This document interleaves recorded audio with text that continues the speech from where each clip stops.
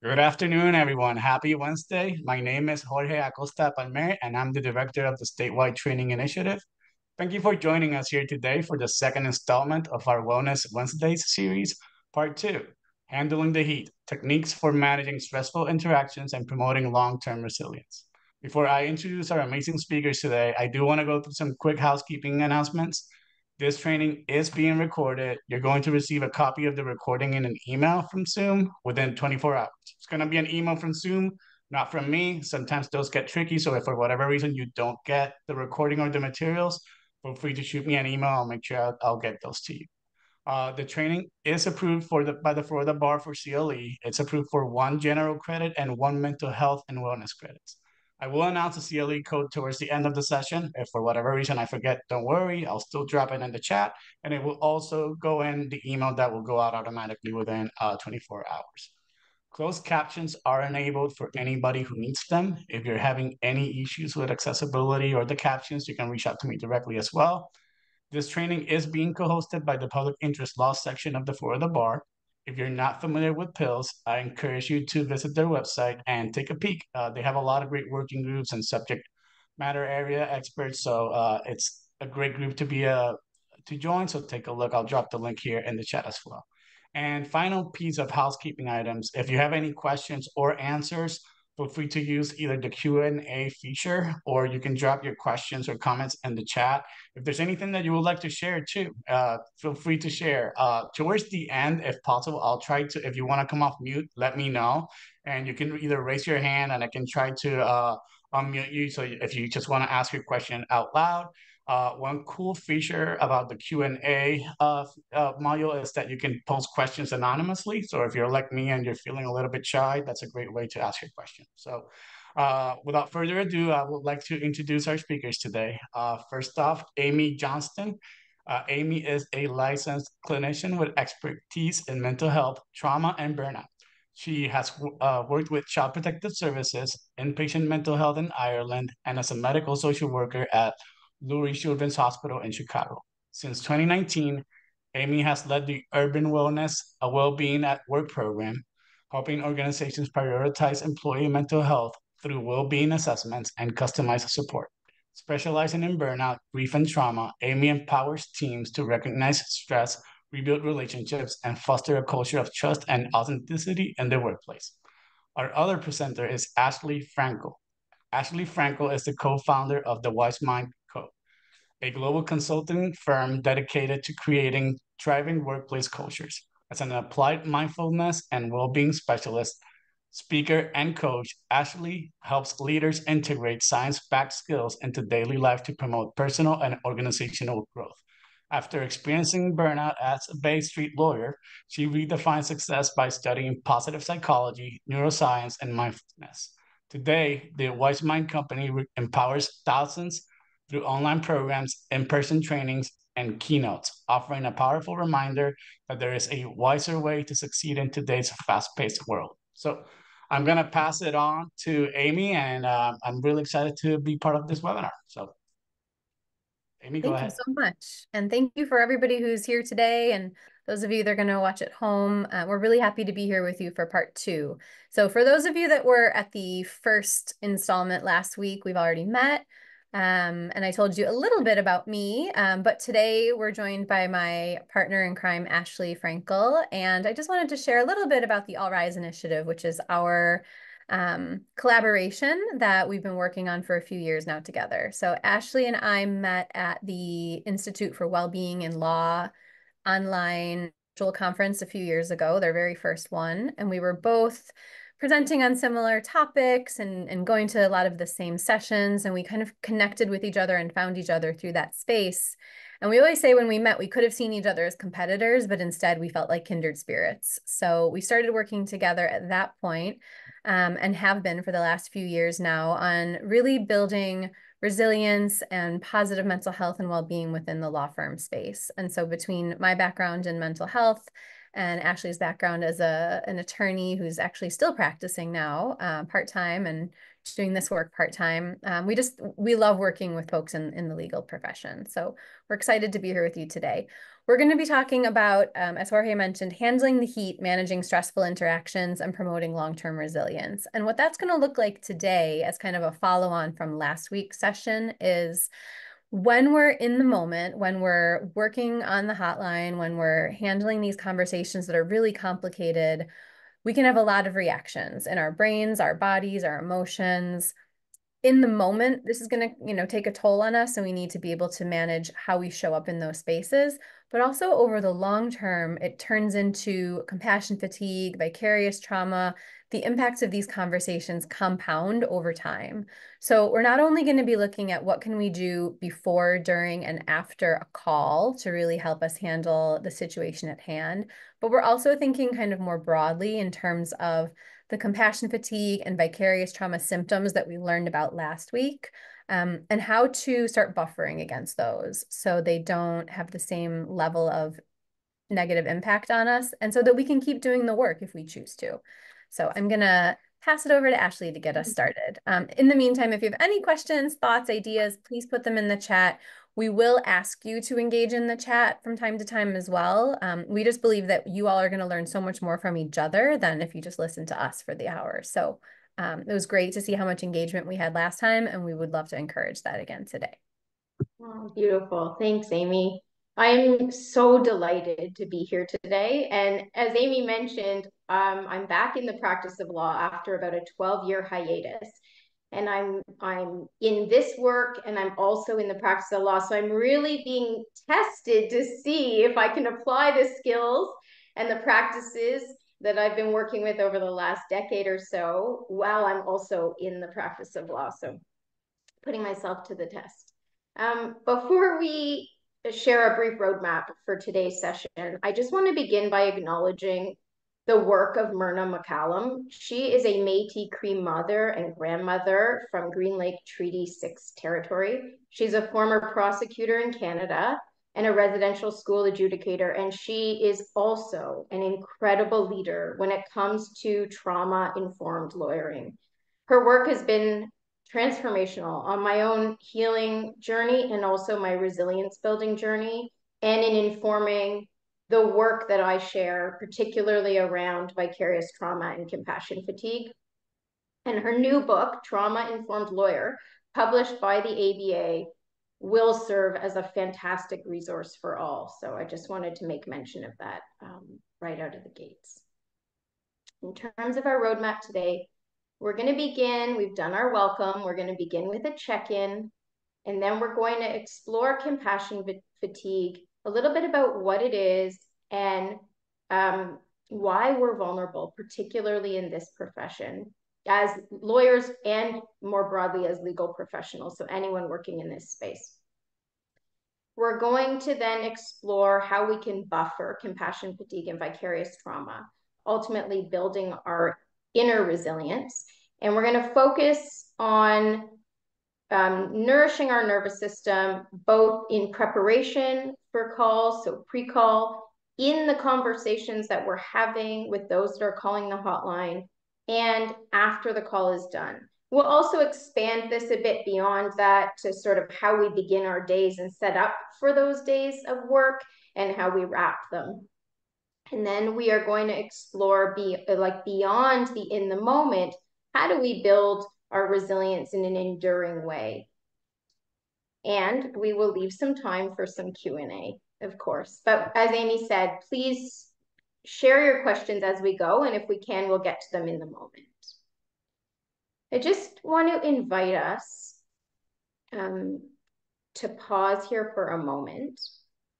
And depending on where you are, obviously, if you're on the go and you're in transit, I don't want you to close your eyes down. If you're anywhere where you feel like unsafe, even emotionally, to close your eyes down, that can be triggering, then just leave your eyes open. But I wanted to just guide us very briefly in a practice to help us check in with ourselves.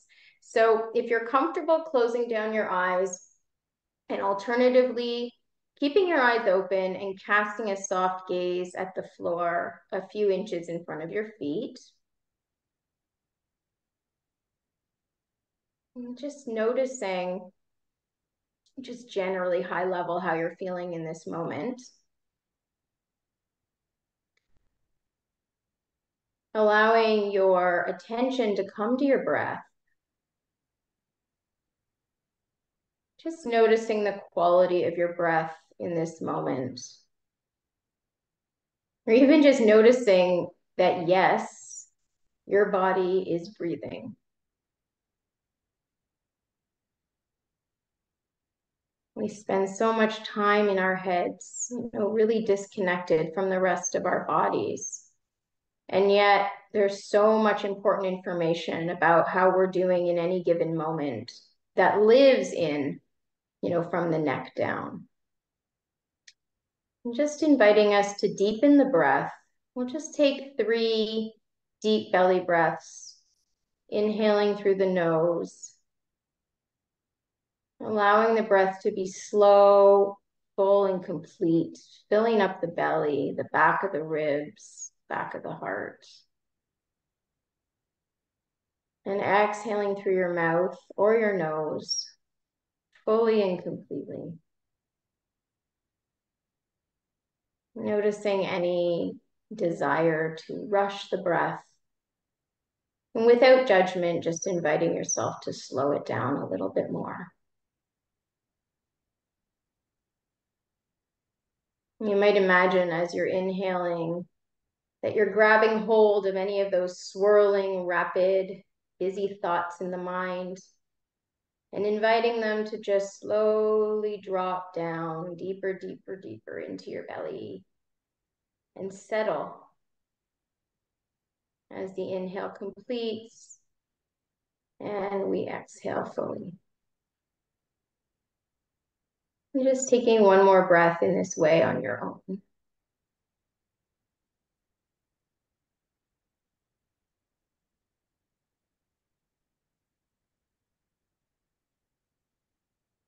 Releasing the deep belly breath. Just briefly bringing your awareness to your physical body and just being curious about what sensations are present in your body in this moment.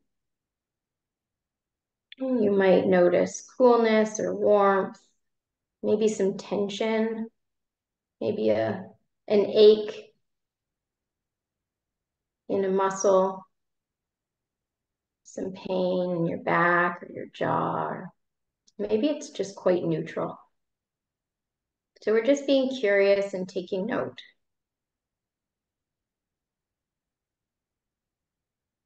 Inviting you to come into your heart space in the area across the chest.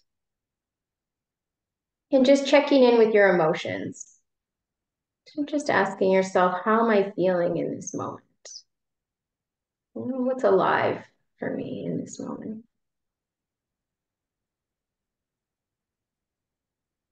We're just getting a sense of where we're starting from. Knowing that this can change at any time. When you're ready, we can release the practice. Just slowly blinking your eyes open if they've been closed. Sometimes I want to have a little stretch after even a brief practice. It feels so good. And I just want to invite you to share in the chat. Where are you starting from? So we have some words here that might help you out. We have energized, balanced, depleted, burned out. I don't even know where I'm starting from. Or maybe there's something else altogether that came up for you. And so we just want to invite you to share in the chat, either with the number, that corresponds to the word, or whatever came up for you. I think I'm probably a little more balanced than I felt a few minutes ago, right? Just even doing that brief pause to notice my breath and my body helps me feel a little bit more balanced. So we've got a few folks on here that are also feeling more balanced right now, finding balance, right? Maybe we're not quite there yet, but we're moving in that direction. I was feeling pretty depleted, I have to say, particularly at the early part of this week. And then today, coming into this session, knowing that we'd all be together and with Amy, whom I love facilitating with, and with Jorge, who's been like absolutely incredible leading up to this, I'm feeling quite energized. It's lovely. Got a couple of don't knows, burned out and depleted. Yeah. Yeah, I think especially in the type of work that you do and working in the hotline and the volunteer work, it's really easy to feel burned out pretty quickly because the work is so hard. And also all the things that are coming at us from the rest of our lives, which we're going to talk about a little bit as well. I would encourage you guys to keep adding your check-in to the chat. It's really great for us to know where the rest of the group is starting out from so that we can be mindful of that. And also for you to check in with that and seeing maybe where you are now and where you are at the end of the hour. Right. And also for sharing with each other because it's so nourishing to see that other folks are also experiencing some of the same things we are, right? That common humanity piece. So we've got a few folks that are working on balancing their priorities, another person who's feeling depleted. Yeah. Well, thank you for adding those, and please keep adding as we go, because we do want to know where you are so we can kind of help match that and hopefully bring you up to a little bit of a better spot by the end of the hour. All right, so we're going to spend just another couple of moments reflecting. So we were initially asking you to reflect on how you're feeling right now in the moment. But this time around, I was wondering if you would take a minute to consider what led you to your work with legal aid, right? What is it that brought you to a place of wanting to volunteer, wanting to be of service, wanting to support folks that are in some of the hardest situations of their lives, even knowing that that would take a toll on you, right? Why do you do what you do? What brought you to this work? And if anyone feels comfortable sharing in the chat, we would love to hear from you and get an understanding of kind of what brought folks into this. I think you could probably also use the Q&A if you wanted to stay anonymous, or in the chat, you should be able to direct it just to hosts if you'd prefer not to have your name out there. But just take a minute and give us a few words or a sentence on what brought you here, right? I know for me, what brought me to social work was probably some of my own life experiences of what I've gone through as a child, as an adult, challenges that have happened to me along the way, and really finding value in the support that I received and then being able to maybe share that on. And then probably also a little bit of my own perfectionism of wanting to fix things, help people, put things right, solve problems. It's probably a mix of a few of those things. Got some folks that said my own life experiences, providing services to those who may not typically be able to afford them, right? That value of trying to support folks that everyone deserves care and support regardless of their ability to pay. My kids, I wanted to make them proud. Gosh, that's really powerful. Mm-hmm. Yeah. Early on in my law days, I spent some time in Hawaii, actually, at the children's legal clinic there. And that's what comes up for me when we're talking about being in a role of um, in the public sector and serving those that are the most vulnerable in our communities. And for me, it was a combination of my own personal life journey and experience as a youth, and also this like deep, like compelling feeling of wanting to be of service, like purpose. And so those were my drivers. Yeah. We've got a few more responses of helping those that can't otherwise afford representation and to equalize fairness in the legal system. I think that's so important, right? That sense of fairness and equity. And feeling very rewarded, right? Like we feel good when we help people, and that is part of it. Being of service can feel really challenging when we don't have the resources we need, but also so rewarding. Having the freedom to pursue what is just without having to bill a client for amounts they can't afford. And from the Q&A, knowing that legal issues are difficult and there are already limited legal services for most people, but our clients are even more at a disadvantage for obtaining assistance. So I'm hearing a lot of kind of a striving towards equity and justice and kind of leveling the playing field for folks. Yeah. Mm-hmm. Helping people knowing they may feel lost, don't have access to services, or others have closed their doors. Listening, sharing a little light, educating, it's all rewarding. Mm-hmm. Well, thank you for that. Keep adding to the chat, right? Because I'm sure that for you all, reading each other's comments is probably really helpful and really inspiring. Joy is contagious. So if someone has something in the chat that really lights them up while they do this work and they share it, it's going to give everyone the benefit of that. So keep going with that while we keep moving forward. But we'd love to hear more about why you do what you do. We're going to talk a little bit about the impacts of what we do, right? We do what we do for lots of reasons. We come into this work through our own experience and to support others. And the sometimes difficult consequence of that can be compassion fatigue. And so you may have heard this term before. We talked about vicarious trauma and compassion fatigue in part 1, if you were there.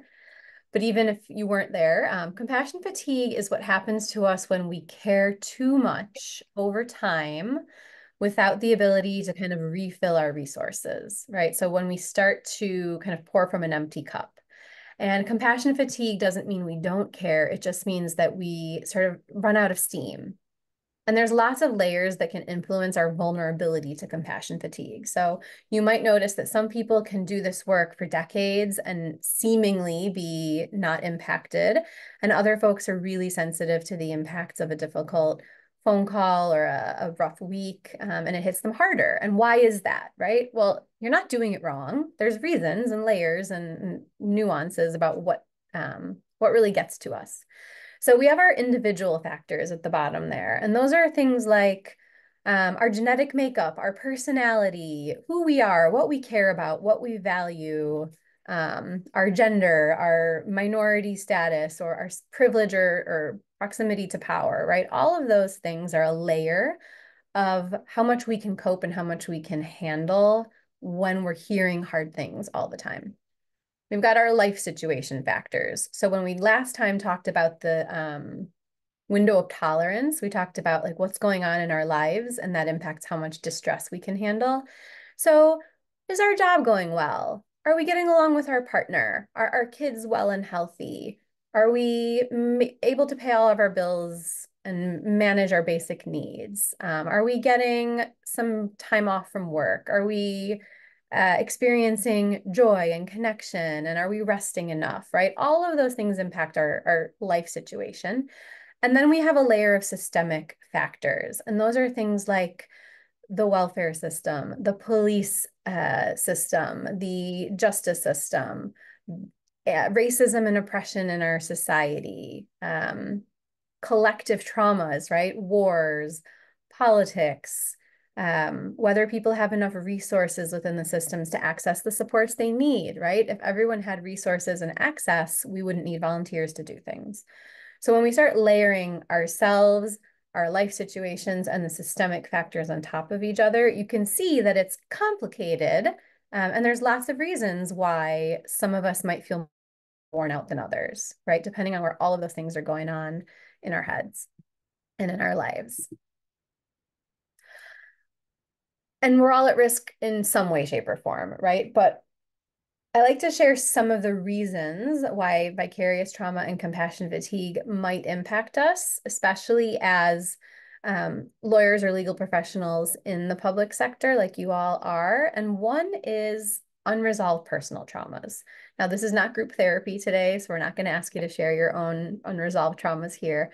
But a lot of you said that you're coming to this work through your own life experiences or through things that you may have witnessed or challenges that you might have had over the course of your own life. A lot of us come into helping work because we've had stuff happen to us, right? And we don't want others to experience that. Not all of us have had the opportunity or the privilege or the time to process those. So if you have your own stuff that you're carrying with you, when you're hearing the difficult stories of other people, it can trigger some of that stuff in you, right? So it's just something to notice. It's not good or bad, but if you're noticing that certain phone calls, certain topics, certain situations seem really challenging, it's good to reflect on maybe is it bringing up any of your own stuff that you might need to address. Empathy. Raise your hand or, pop in the chat if you would consider yourself to be not an empathetic person, right? Most people who do this work pride themselves on being empathetic, about caring for others, about showing up for people. Empathy is really essential and important in being able to connect with those that we're serving. It's also messy, right? It can be really hard to hear the stories of other people and connect with their pain or their challenge in a place within us where we've experienced pain or a challenge or stress, right? So while it's really important to be empathetic, it can also put us in a position of being more at risk to the impacts of hearing those stories. Insufficient resources, right? No one who's calling insufficient recovery time. You're hanging up from one phone call and you're hopping onto another one within sometimes minutes or less than minutes, I imagine, right? Between your phone calls, you may have someone from home needing something from you, or you've got a work project that needs to be addressed, right? We're not getting that downtime. And last time we talked about that stress cycle and getting to that recovery point, we're not getting into that space of recovery where we can take the deep breath, slow it down, and fill ourselves back up again before the next call. Couple of more things to run through quickly. Vulnerability of callers, right? The folks that are calling us are calling because they've got really serious challenges, right? Whether it's domestic violence or issues with housing or homelessness or risk to their safety in some way. There's lots of reasons that people might be calling, but none of them are good, right? No one is calling the legal aid hotline because things are going fantastically well for them. So these are folks that are really in positions of a lack of power, and that can be really impactful on us when we're thinking about our privilege and maybe their lack of privilege. Systemic isolation, right? There's not a lot of opportunity for y'all to collaborate with each other, to spend time together, to build community, to share resources. Like this can be very lonely work, right? As a therapist as well, we spend a lot of time one-on-one with our clients, trying to help them manage their challenges. We don't have a lot of time with each other to figure out how to lift each other up. And then finally, lack of resources. And that is that there's just not enough to go around, right? There's not enough time, there's not enough money, there's not enough volunteer hours, right? We've not enough to manage the amount of need that shows up for us, right? So that all feels very depressing. And don't worry, we're going to move into a much better space in the next couple of minutes. But I tell you all of that so that we can start from a baseline of, well, no wonder, right? No wonder we feel this way. No wonder lots of people said that they're feeling depleted or burned out. No wonder this work feels heavy, because all of these things are happening in the context of our own stuff, our personal lives, and these systemic problems. So just giving yourself permission to be depleted or worn out, because you should be. This is really hard stuff that we're dealing with. And once we can acknowledge it and admit that it's happening and realize that we're going through this, then we can start moving into, okay, what do we do about it? Which is where we're headed next. Yeah, I mean, as Charles Figley, he's a renowned traumatologist, refers to vicarious trauma and compassion fatigue as the cost of caring. And this really has stuck with me since I heard this term. I think like a big part for me too has been that it's only recently that in the legal profession we've been talking about vicarious trauma, and for so long, and because this great strength, as Amy talked about, empathy, compassion that we come with, these open, soft hearts, for whatever reason we show up to the work, this strength is also in some ways like a weakness for us in terms of, it's like creates this vulnerability and this exposure to the compassion fatigue and the vicarious trauma. So I remember just like carrying this compassion, this strength of compassion, as if there was no shadow side, right? And it was something I would be celebrated for and complimented on. And it was something that played an important role in my choices in my career. And it still does. But I think that sometimes the awareness piece alone, like being able to say, this is a thing, this is real, vicarious trauma is real and alive, went a really long way for me. And I believe it is in the profession more broadly in terms of helping us, the acknowledgement and support ourselves and have those important conversations. And as Aim said, like the no wonder, no wonder I feel this way. And that is the starting point for us to be able to better understand ourselves, to offer compassion towards ourselves instead of, maybe being really tough on ourselves for the ways that we might be feeling or the depletion we might be experiencing, and then to be able to navigate that. And so we're going to move into navigating it, because the good news is that avoiding compassion fatigue and vicarious trauma, lawyers and legal professionals, we don't have to stop caring. And we don't have to turn our professional attention away from our afflicted or traumatized or suffering clients or the work that we feel drawn to. We can build our, as we say, compassion resilience and mitigate our exposure and learn to succeed in support of ourselves, not at the expense of ourselves. And that starts in our work on the inside. We like to start by focusing on how to nourish our nervous system. And today we're going to focus on simple science-backed practices and strategies that we can integrate in the moment that can help really transform how we feel, how we show up, our energy, our effectiveness in our work, but also as we're doing that is helping build this resilience for us so that we can continue to be in this work in a way that doesn't take such a toll on us. And we're going to focus on three sort of phases right now at this part of our presentation. We're going to talk about some practices that we can integrate as we prepare for a call, but also more generally, like for our day, for our work. And we're going to focus on how do we access calm and centered. And then we're going to focus on some really practical strategies and ways of being while we're in conversation. We're going to focus on cultivating connection and curiosity, two really important tools for facilitating well-being for ourselves and effectiveness in our conversations. And then we're going to focus on some post-call strategies, which is just as important, but we can often, especially if we don't have a lot of time in between, not actually focus on how to build that resilience in these moments. And that's going to focus on cultivating compassion. I took the self out just because these are all C's, but really we're focusing here on self-compassion, and we know how to offer it to others, which means somewhere in there we know how to offer it to ourselves, and some contemplative self-inquiry that can really help facilitate our well-being. So we're going to start with preparing for the call. So what are some things, and I just lost the screen. Sorry, I don't know what I did here. Can you still see me? Yeah, we got you. Okay. I can't see the slides or anything. I can see all the beautiful comments, and that's about it. So I'm just going to continue and I'll work on that after.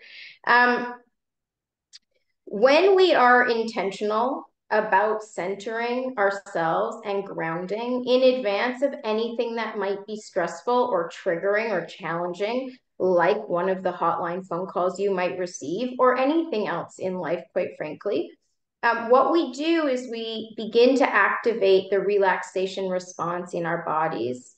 And this enables us to be more efficient with our energy, more effective in our thinking, and more engaged in the present moment. So really powerful. I just wanted to offer a few simple science-backed centering practices that you can do in seconds throughout your day. And I want to invite you, while I'm sharing, to consider what practices help you feel grounded and centered, because most importantly, we want to turn our attention to what works for us. And also invite you to share in the chat some of those things so that we can inspire each other. So the 3 deep belly breaths that we engaged in at the beginning, you may have noticed, can, in those 3 deep breaths, help us feel more centered, more grounded, more present, more embodied in our bodies, where we have our great resilience and our great strength. I love this practice of just putting both feet on the floor. So if you're seated, you might even try it right now, because I was actually noticing I had my legs crossed. And as I'm sharing this with you, I put both feet on the floor. It can really create a sense of stability and safety for us. And then if you take it a step further and you start to attune to the sensations of your feet against the floor, or imagining even the earth beneath the floor, we can start to create a deep sense of rootedness. And that carries through. So it's a physical sensation, but it also starts to trigger an emotional, mental sense of safety as well, and groundedness. The practice of coming to your senses. So I love a more sort of formal practice from mindfulness around this, which is to notice a few things that you can see in that moment around you, a few things that you can hear, something you can smell, something you can taste. But you can also just attune to a single sense. And when we do that, what it does is it helps us come out of our heads, where we might be off into the future in the phone call that we haven't answered yet, or into something that we're anticipating in our day. Or we might be ruminating about something in the past, maybe something we said on a prior call, or something we forgot to do, a ball we feel we dropped. And in those places, we can tend to be in a real energy drip, and also in anxiety for some of us. And so bringing ourselves into our senses brings us into the here and now. And I also love this practice. John Kabat-Zinn, a mindfulness teacher and mentor of mine, refers to it as name it to tame it.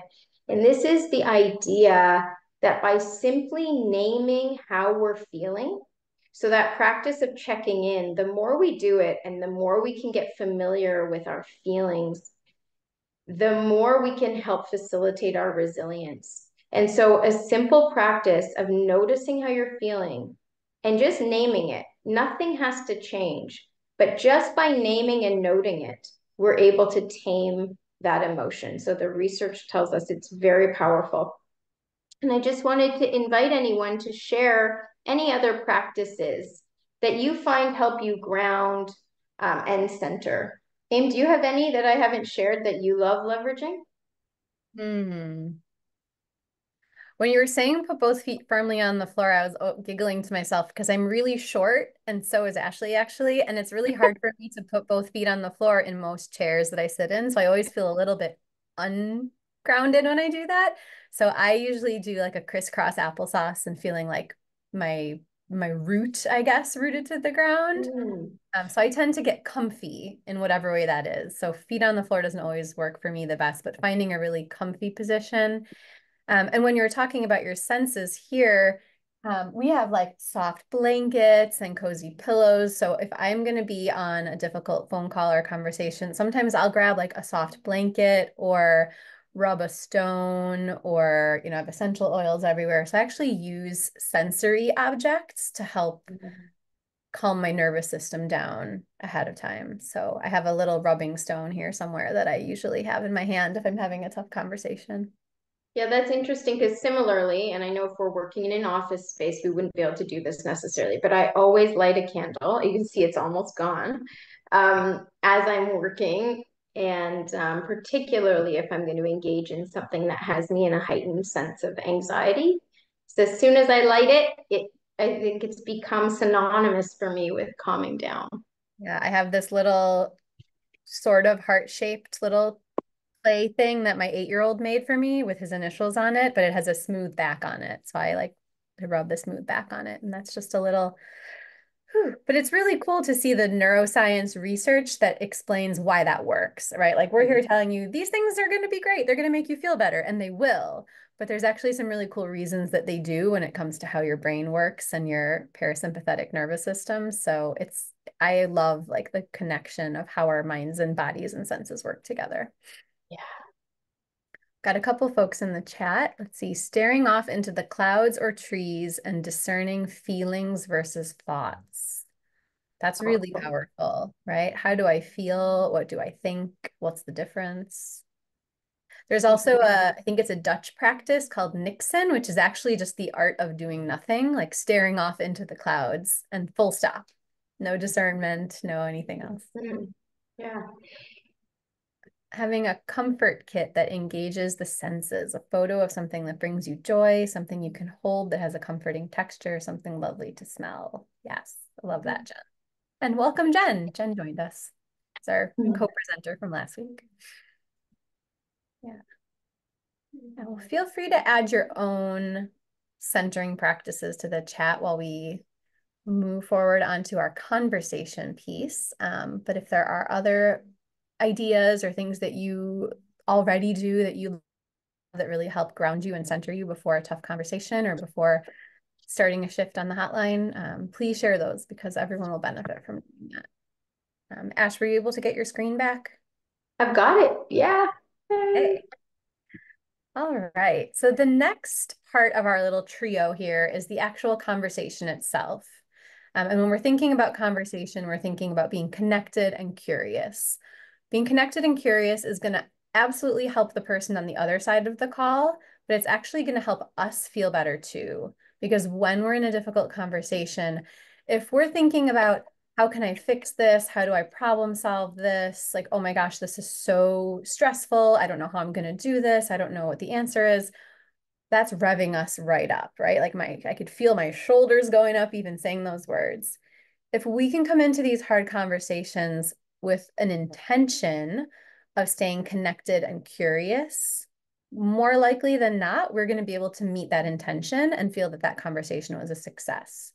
So setting our expectations for a difficult call or a conversation on the hotline, that what I can do is I can stay connected and I can stay curious. And then we're going to finish that call feeling much more grounded and calm, even if we haven't been able to fix a problem, right? Because we can't always fix these problems. So when we're thinking about staying connected, some important but really simple practices. Number one, minimize distractions. Now, how many of us often have 10 tabs open, maybe more, Google Chat, Slack, our phones are beeping, maybe someone's calling us, there might be someone coming in the door asking you a question. When you know that you're going to be taking a difficult call or engaging in some time on the hotline, whatever you can do to minimize those distractions is really important, right? As much as you can, close down your tabs or close your computer altogether, depending on if you need it for the call. Make sure that your phone is on silent if it's your personal phone and you're using a different phone. Put a sign on the door saying like, don't disturb, or I'm in hotline calls right now, right? Ways to minimize what's going on around you so that you can stay focused on the situation at hand. The second one I have is curating your space.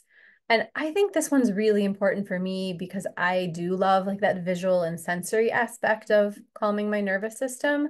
But if you're working in a cramped, cluttered, uncomfortable place that does not look very inviting or feel very calming, it's going to be really hard to embody that sense of calm and centering, right? And we try to do that here in our office spaces. Like you can have a look here, but we have like cool colors. We've got green plants. We've got soft furnishings.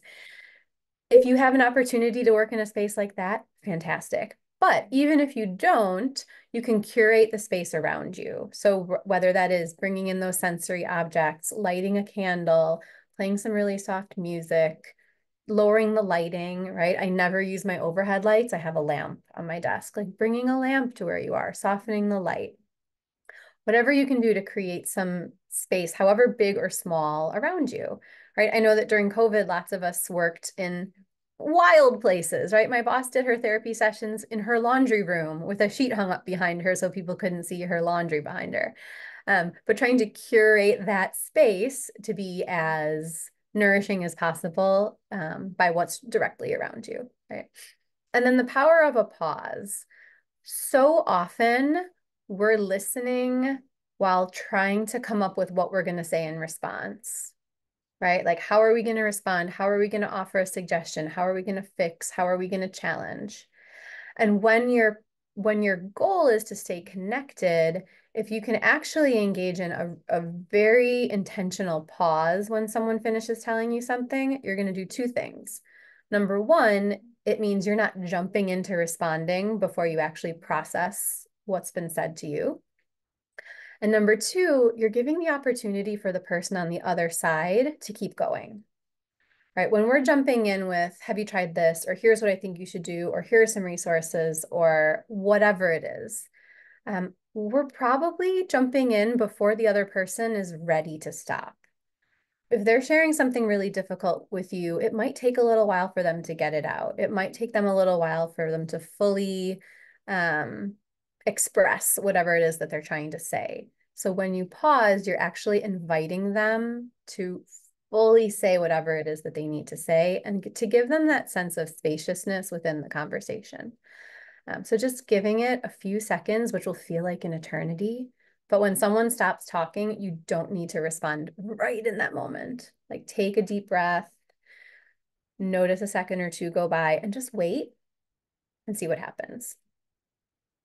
On the flip side are techniques for staying curious. So again, when we're listening to fix, we're jumping in with fixes. And sometimes people are calling you because they specifically want some advice, which is great if you can do that for them.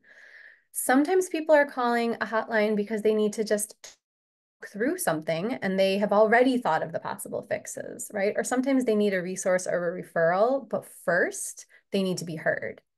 So if we can stay curious and focus on these techniques for listening to understand instead of listening to fix, it's going to help the person on the other side of the call feel valued, heard, cared for, and understood. And it's going to help you feel much more successful in having a positive interaction and making a positive impact on the other person on the phone. So really simple techniques and strategies. You can change the language in this to fit however your normal kind of way of speaking is.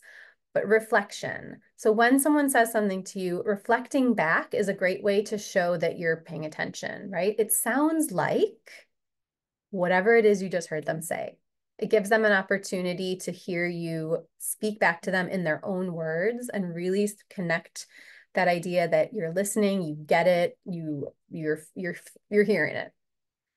Clarification. Sometimes the person on the other side of the phone feels like they're being very clear about whatever it is they want to tell you, and you have no idea what they're talking about. Ask, right? Tell me more about that. I'm not quite understanding that. Can you give me some more details about this thing?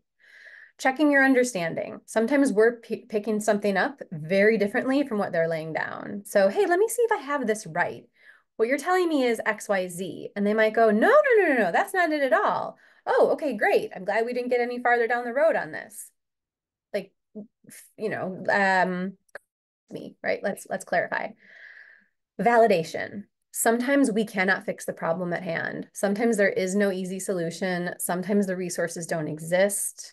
But all people need to hear in that moment is, that sounds really hard, right? Just letting people know that you hear them, you see them, and that you have empathy and you can connect with the difficulty of what they're going through, right? Now, we can't fix the problem, which might be more helpful, but knowing that somebody hears you and gets you can be so helpful to someone going through a difficult situation. And then finally, gratitude.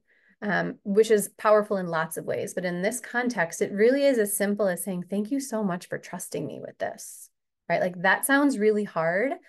Thank you so much for trusting me with this. Goes a long way towards understanding what someone's going through and then also conveying your care, right? So I think in the moment, these are ways that we're staying connected, staying curious, and setting ourselves up to finish a call, whatever the outcome is, whether we can fix or help or not, to be able to hang up from a call feeling grounded, centered, and that we've made a difference.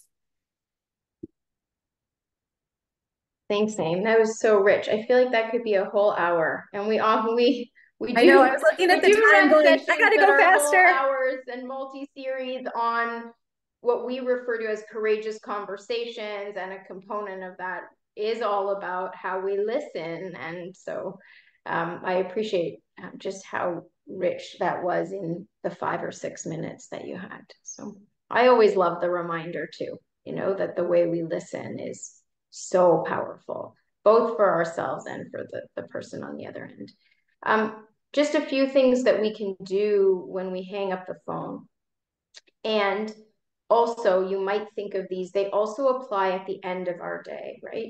So one of the things I like to think about is that we're not in all of this, while the caring does create the exposure, we're not looking to create emotional blocks.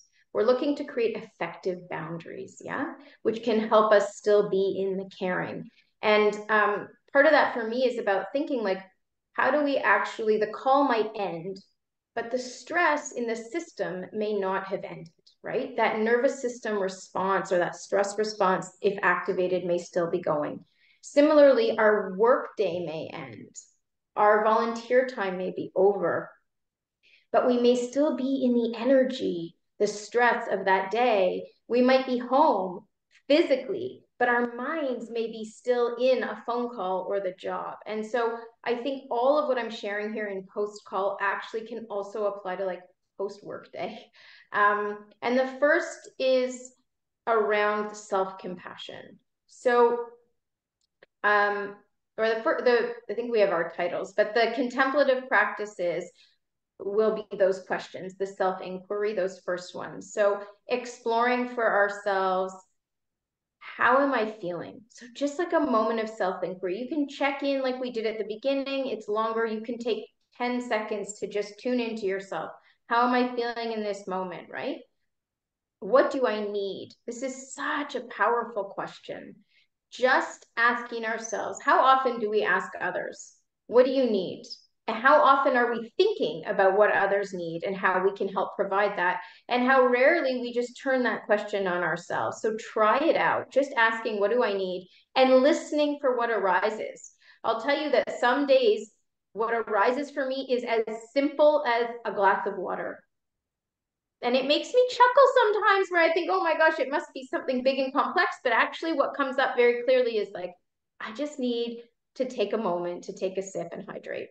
And that goes into that last question we love, which is how will I honor what I need? So we want to know what we need, and then we want to take ourselves into a moment of accountability, whether it's honoring it in that moment or making a commitment to honor that need at some later time.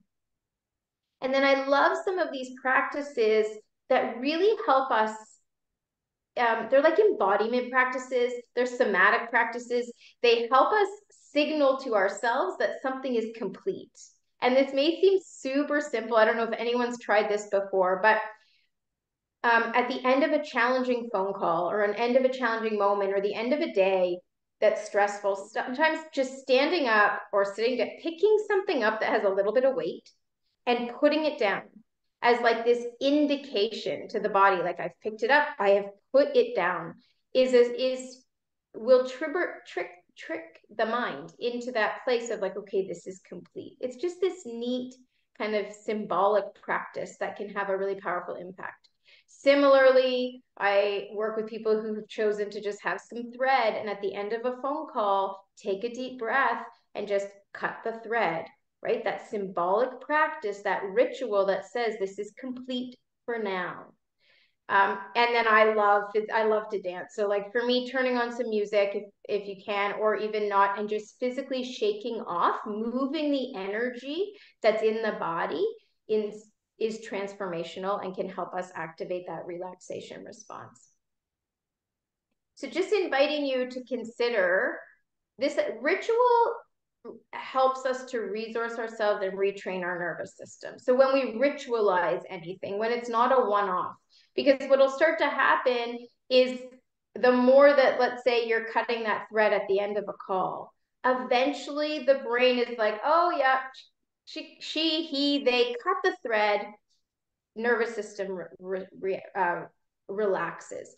So I want to invite you to think about what is one pre or post call or workday ritual that you would like to integrate. Or maybe you already have one that you really want to share that's been really powerful and supportive for you. So anything that we've shared or anything that's come to mind while we've been here in conversation, what's something that you'd like to try ritualizing?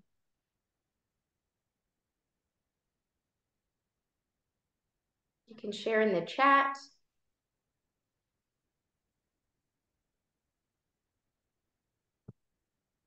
Hopping on my balance board, but I should try dancing. Yes.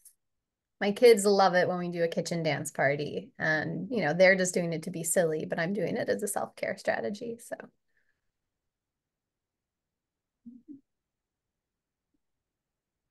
any other rituals that you all engage in regularly to try to kind of cue your body or cue your mind that things are okay?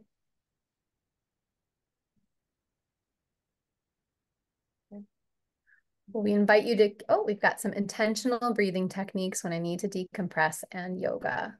Yes, it's so powerful what breathing can do to really reset our nervous systems, and how something that we do all day, every day anyways, can have such a massive impact on how we're feeling. Well, we invite you to keep adding to the chat with whatever resources and rituals that you like to use, while we just take these last few minutes of your time to talk about the beyond, right? So we've got what we're doing before the call, what we're doing during the call, what we're doing afterwards and at the end of our day. We also want to think about, how do we build our capacity for resilience over time so that we're less likely to need those in the moment strategies, right? Like when we talked about last week, that window of tolerance. How do we open our window of tolerance so that we have the capacity to thrive in this work? So when thinking about balance, engaging with life outside of work, ways to connect with friends, ways to feel joy, ways to socialize if you like people, ways to be out in nature on your own, maybe if you don't, like that's fine too. Having a gratitude practice is so powerful. So we talked about gratitude within the phone call, but even a small gratitude practice, like finding something good in every day, right? Or the practice of, what good will I do today? Or what is something positive that's happened in my day? So it doesn't have to be that journaling practice of 3 things I'm grateful for. It really is finding other ways and places to find a sense of thankfulness and gratitude. And then rest. We could talk all day about rest, but finding opportunities for rest, even micro opportunities for rest in your day. It could be turning your phone off for a few minutes. It could be taking a walk outside by yourself. It could be some creative rest where you doodle or journal or do something that feels restful from that capacity. Inquiry. Inquiry can be really powerful in terms of some self-contemplation of, why am I doing what I'm doing, right? We asked you at the beginning, what brought you to this work? Why are you doing the things that you do? And so when we're feeling burned out, when we're feeling compassion fatigued or traumatized, coming back to that intention of, why am I doing what I'm doing, can be really powerful. It activates our value system. It activates that part of us that gets reinvigorated and kind of remotivated to do the work when we're feeling a little bit blah about it, right? So why is it that I show up here every day? What is the purpose? And then also noticing for yourself, is my own trauma showing up here, right? Is there anything in me that I should probably work on that keeps popping up or kind of rearing its head when I'm in a difficult call? Community is one of our very favorite long-term strategies for building resilience. So one is this idea of a microculture of care. And what we mean by that is, how can you all find opportunities together within this community that you have to support each other, care for each other, spend time together, share resources, right? What are the parts of your community right here and right now, the 50 people that are on this call, that can really take care of each other and start to build up that sense of collective care? And then how can I support systemic change, right? So we obviously know that individually folks are calling the hotline with challenges. A lot of those challenges are coming from systems of discrimination, of racism, of inequality. So how do we activate our power, our privilege, our connections within our communities to start bringing about systemic change, to make it feel not just that we're doing a one-off support call, but that we're really creating kind of a ripple effect of change. And then finally, focus. Just really thinking about where am I putting my focus, right? Do I tend to think about the hardest parts of this work, or do I tend to think about the benefits of this work? Do I tend to think about all the things I can't achieve, or am I paying attention to the very important and specific things that I did achieve? And then finally, what is my plan B, right? This work is hard. It is not always for everyone all the time. And sometimes we need to think about, what if I can't do this for a while, right? What is my opportunity to take a break, do something different to support folks in a different way? We are out of time, so I am going to keep moving forward, but I really invite you to reflect on these. You will get these slides. And if you have questions about any of these, feel free to email myself or Ash. We'd love to talk with you or your organizations more about these topics. There's our email there, hello@Allrise Initiative. But if you have any questions, Ash and I are happy to stay for a few minutes, and it's been a pleasure being with you again today. Thank you.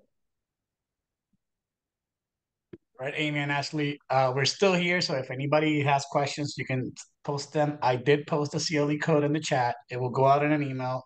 So will be the recording, the materials. I wanted to thank all of the attendees that interacted today and shared. That's actually great. We look forward to more of this in 2 weeks for part 3 of the Wellness Wednesdays series. I wanted to make sure that I don't leave out any questions. I did see somebody post in the Q&A as a suggestion to take a short walk around the office and chit chat with another employee. It takes my mind off work. I think a lot of you gave me some great ideas today that I'm going to try to incorporate into my practice. So with all that said, I'm going to pass it back to you, Amy and Ashley, in case you want to have some closing statements, just in case. But I'll keep dropping some information in the chat in the meantime. Ash, now that you're practicing law again, would you like to make a closing statement? Well, I would actually like to quote someone. I would like to quote Jennifer Steller, who's an assistant professor in the University of Toronto's Department of Psychology, who says, "Learning how to mitigate compassion fatigue enables the compassion instinct to remain a central motivating factor, which is in itself an aid to mental health and well-being." And just a little reminder that I often have to remind myself of, that taking care of ourselves doesn't mean me first, it means me too. Love that. Well, thank you, Thanks everyone. for being here. And wish thank we you had- for your shares. Like, this is where it's at. You learn as much from each other, and we learn as much from you as we bring to each of you, for sure, in these sessions. And connection and sharing with colleagues is one of the foundational ways that we build that resilience, both as a culture and for ourselves as individuals within our work. So please keep sharing, keep being curious about how each other are feeling, and what's working and what's not working. Thanks, everyone. We'll see you in a few Thank you. weeks.